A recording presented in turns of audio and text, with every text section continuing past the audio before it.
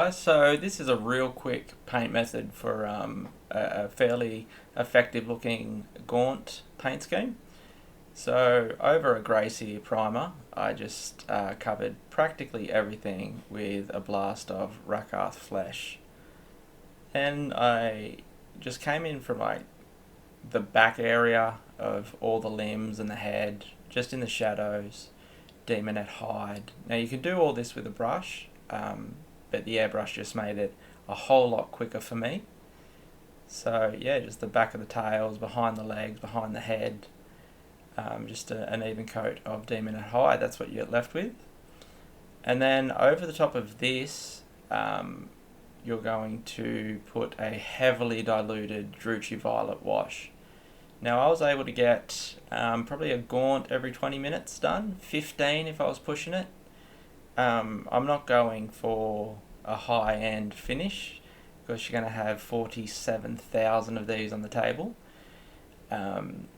So yeah, just go over the top here with the Drucci Violet wash. I would say 4 parts water maybe to 1 part shade. Then we're going to re-establish that Rakarth Flesh, leaving the wash in the recesses as you do.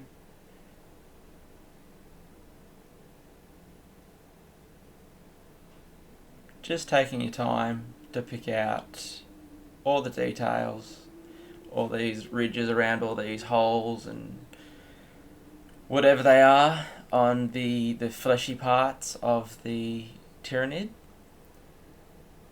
There's some really weird parts that it's hard to tell if they're meant to be hard armor or not.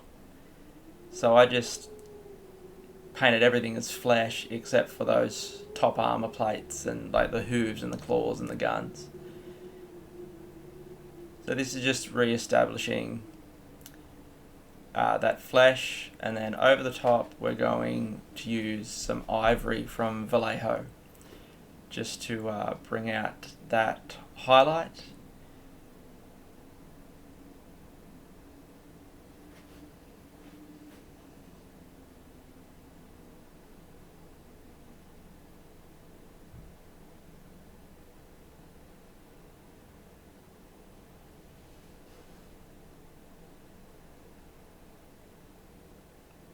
And then using Vallejo black,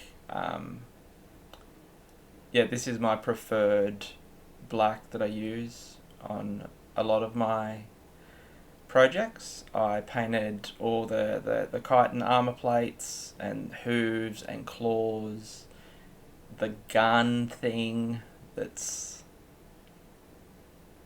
there. And then with Eshin Grey, I go through and just using this feathering single stroke, paint practically half of each of the armor plates, and they're an organic plate, so it doesn't have to be uniform. And then I use what's it called? Storm Vermin Fur to do about 1/4 of the armor plate and pick out all the detail. And then I use pale blue grey from Vallejo just on those very edges, and this really makes it pop. It's probably the signature step in this paint scheme.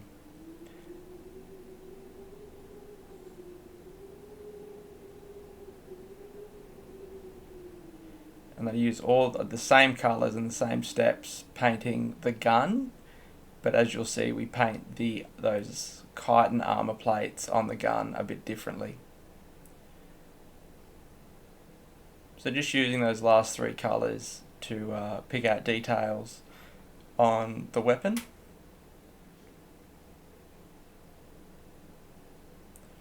Then we're going to paint that eyeball thing on the gun with white, whatever white you like.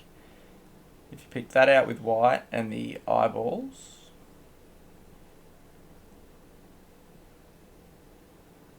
then we'll go over that with Imperial Fish Yellow.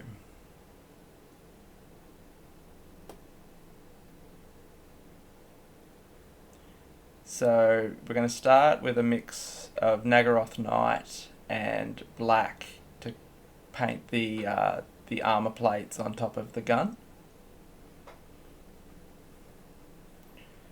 And then with some Nagaroth Night and pale blue grey mixed together, just going to go through and same sort of method as the armour plates on the gaunt.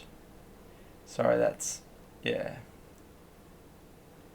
Then paint the base a desaturated green with some mud over the top from AK Interactive. Wash the mud with Agrax. The green I washed with Athonian Camo Shade. I picked the teeth out with Bone from Vallejo, but you could use your Shavity Bone, you could use Screaming Skull. I then grabbed some barbed wire from Army Painter and made some loops, stuck them down, and finish giving them a wash with Dirty Down Rust. And this is a 20-minute gaunt, start to finish.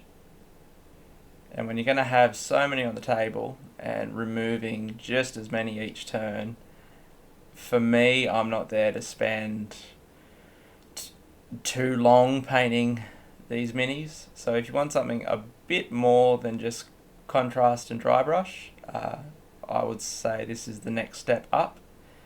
And it's a uniform finish that looks pretty good on the table. So if this has helped, I'm glad. If you could like, comment and subscribe, I'd appreciate it. See you in the next one.